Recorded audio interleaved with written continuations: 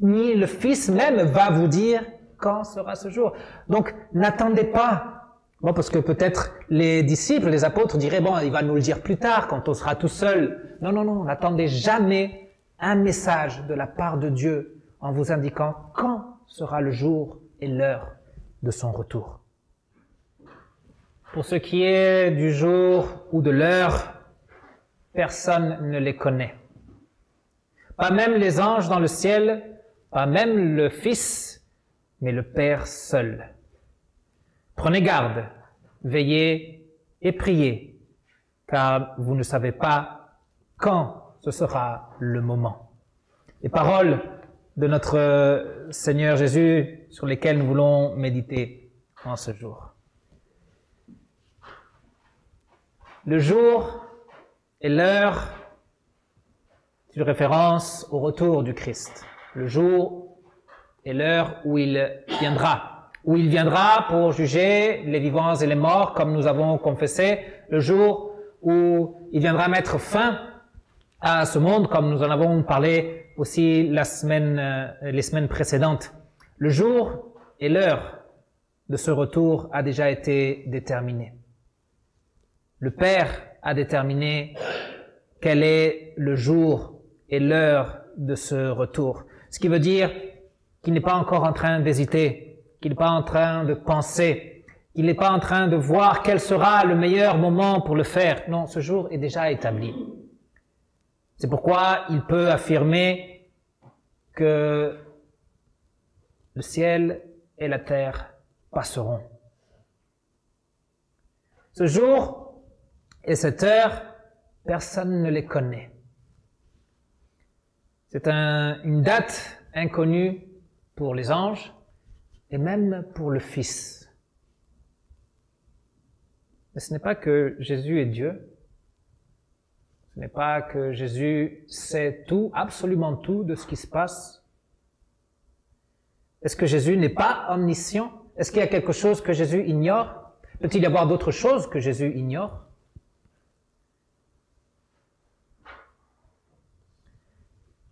Souvent, on a essayé de répondre à cette question en disant « Oh, mais Jésus était aussi un homme, et comme être humain, il y avait des choses qu'il ignorait. » Non, Jésus est Dieu, et homme est Dieu. Il peut y avoir des choses qu'il ignore, puisque s'il y a des choses qu'il ignore, il n'est plus omniscient, et s'il n'est plus omniscient, il ne peut pas prétendre être Dieu. Donc, qu'est-ce que veut dire Jésus quand il dit qu'il ne sait pas, qu'il ne connaît pas le jour et l'heure? Jésus est venu en ce monde, et selon ses propres mots, on le lit dans Matthieu chapitre 11, verset 27, il est venu pour révéler le Père, pour révéler ce qui était caché. Et il dit même, c'est écrit dans Jean chapitre 12, verset 49, que c'est le Père qui lui a prescrit ce qu'il doit dire et annoncer. Ce qui veut dire que ce n'est pas toute la connaissance de Dieu que Jésus est venu révéler. Sa mission, une de ses missions, était celle de faire connaître la volonté de Dieu, de faire connaître ou de révéler ce que Dieu voulait que l'être humain puisse connaître, mais ça ne veut pas dire qu'il ne resterait pas des mystères. Jésus a reçu cette prescription de ce qu'il doit dire, de ce qu'il doit annoncer, et de ce qu'il ne doit pas dire, de ce qu'il ne doit pas annoncer.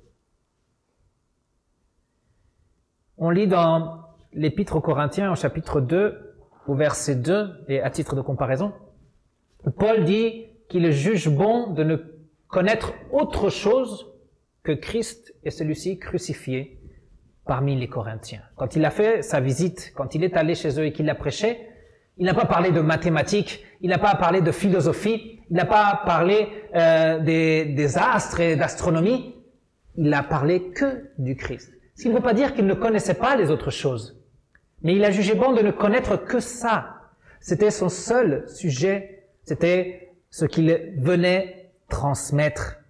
De même, quand Jésus dit qu'il ne connaît pas, ça ne veut pas dire qu'il n'est pas omniscient, sinon qu'il y a quelque chose de quoi il ne va pas parler.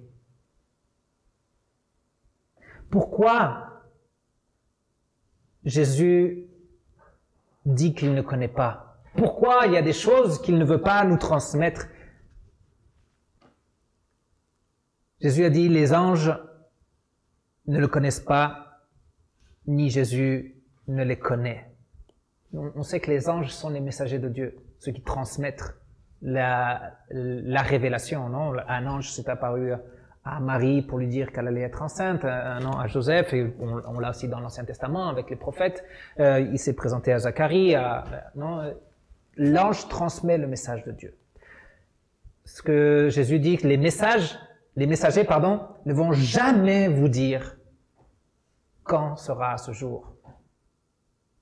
Ni le Fils même va vous dire quand sera ce jour. Donc, n'attendez pas. Bon, parce que peut-être les disciples, les apôtres diraient, bon, il va nous le dire plus tard, quand on sera tout seul. Non, non, non, n'attendez jamais un message de la part de Dieu en vous indiquant quand sera le jour et l'heure de son retour. Les anges et le Fils ne connaissent pas. Il n'y aura pas de révélation. Ce qui veut dire, en d'autres mots, ne cherchez pas à savoir. Pendant des décennies, il y a eu des érudits, des théologiens qui ont étudié les prophéties de l'Ancien Testament, les paroles de Jésus et de l'Apocalypse, pour essayer de déterminer la date et le jour, l'heure du retour du Christ. La dernière fois, c'était en 2015, quelque chose comme ça, non? En 2012. Puis avant, c'était à une autre date, et puis avant, à une autre date. Ils sont toujours trompés, parce que personne ne les connaît. C'est impossible de savoir.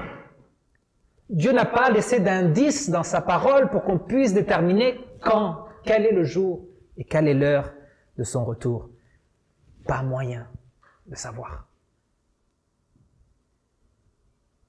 Ces personnes qui ont passé des décennies à étudier les prophéties pour découvrir les dates, elles n'ont pas perdu du temps qu'elles auraient pu occuper dans d'autres choses. Ils auraient pu faire de grandes découvertes ou simplement donner des verres d'eau à ceux qui ont soif, donner du pain à celui qui a faim. Ils ont dédié des jours, des heures, des années de leur vie à chercher quelque chose que Jésus leur a dit, il n'y a pas moyen de le trouver. Ne cherchez pas, n'insistez pas. Pourquoi il ne transmet pas ces choses? Parce qu'il y a un problème avec l'être humain. Qu'est-ce qui se passerait si on saurait le jour et l'heure? On attendrait. On ne ferait rien jusqu'à 5 minutes avant. 5 minutes avant, tous en prière. Ah, Seigneur. Ça serait comme ça. Parce que c'est comme ça au travail. Le chef est parti, il dit, je reviens dans 5 minutes, donc 4 minutes, je fais rien. 1 minute avant qu'il revienne, tac, je me mets au boulot. 2 fois, Jésus dit, vous ne connaissez pas. Personne ne connaît, ni les anges connaissent, ni le Fils connaît, vous ne connaissez pas. Et il le dit 2 fois, vous ne connaissez pas. Donc, d'un côté, renoncez à vouloir connaître. Et d'un autre côté, soyez attentifs aux signes, parce que Jésus avait donné son discours sur les signes avant la fin du monde. Donc, Jésus dit, ne perdez pas de temps là-dessus, occupez-vous de faire attention, de prendre garde, de veiller et de prier. Et là, oui, on doit s'occuper.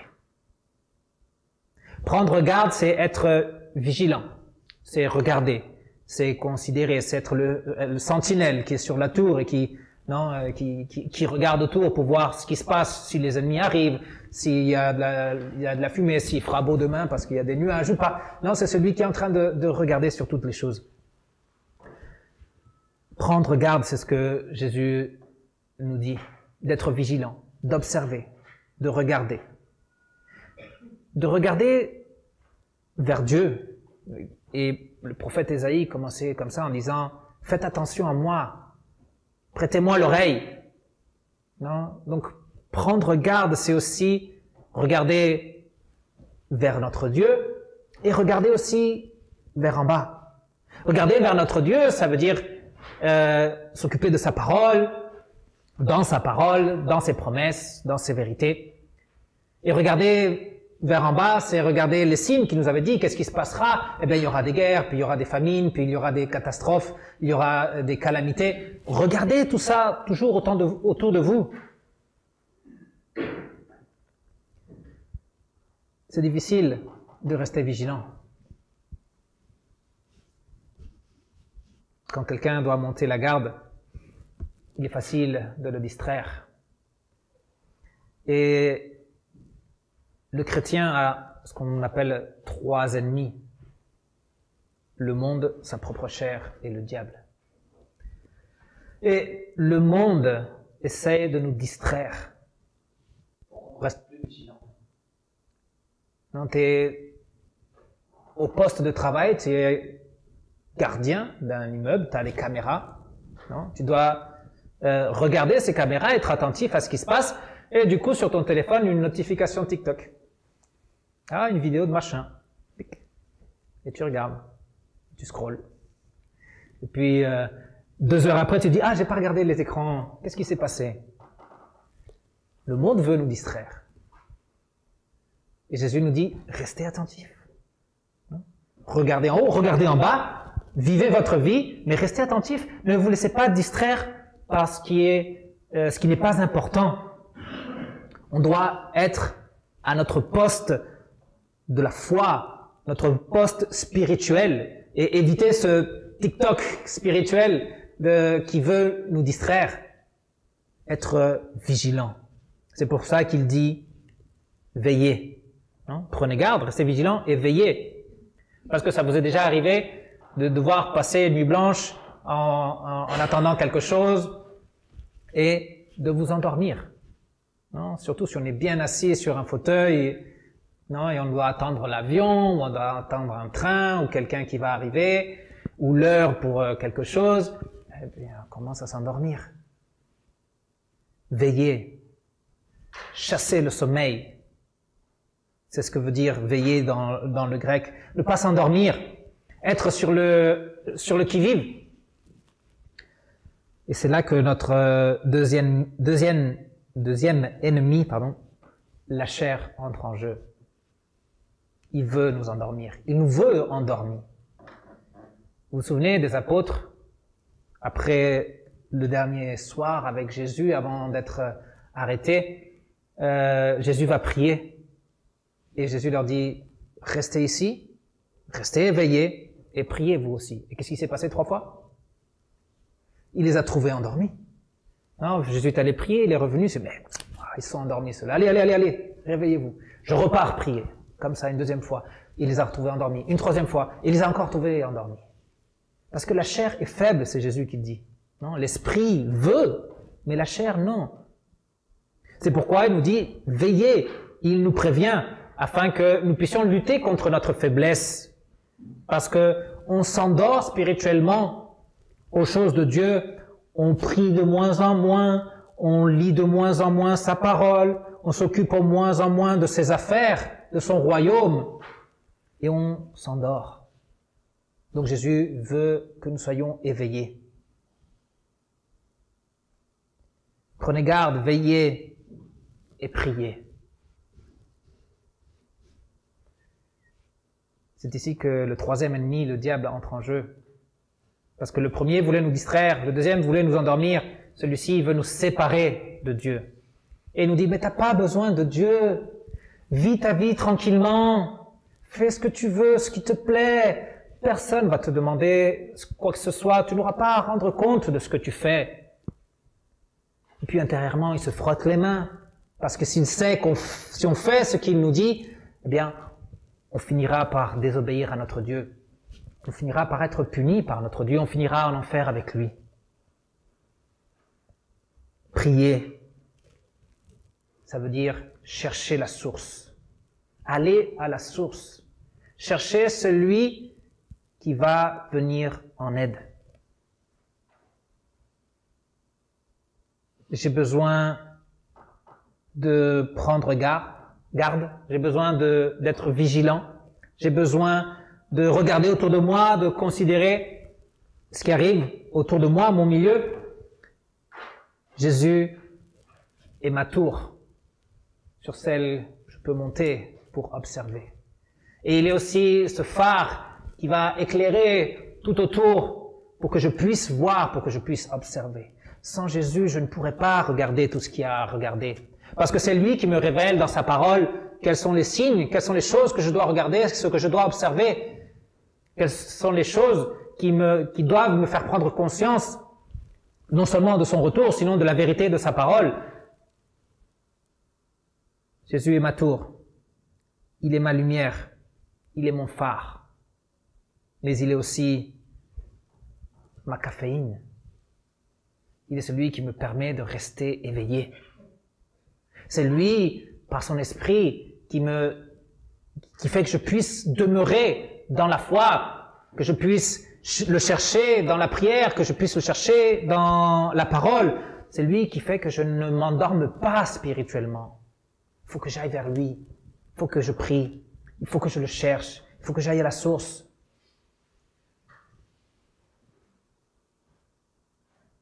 Christ est mon secours et ma force pour me maintenir dans l'amour de Dieu.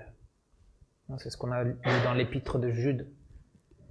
Édifiez-vous et maintenez-vous dans l'amour de Dieu. C'est en Christ que je peux être maintenu dans l'amour de Dieu. C'est Christ qui me maintient dans l'amour de Dieu. C'est son œuvre, c'est son évangile qui me renouvelle, qui me réconforte, qui me fortifie, qui confirme en moi son œuvre. C'est son alliance établie par son sang. C'est ce sang qui a été versé, qui pardonne tous mes péchés, qui vient renforcer ma foi, qui vient me secourir, qui vient me donner non seulement la force, mais aussi l'envie de rester vigilant. C'est celui qui vient me donner la force et l'envie de ne pas m'endormir et de rester éveillé dans les choses spirituelles. C'est lui aussi qui me donne la force et l'envie de m'occuper dans les choses qu'il faut que je m'occupe, de servir mon prochain, d'aimer mon prochain. Et comme disait aussi Jude dans son épître, aller chercher ceux qui vont droit en enfer. Allez proclamer la parole de Dieu à celui qui est encore dans les ténèbres. Prenez garde, veillez et priez, parce que vous ne connaissez pas le jour ou l'heure.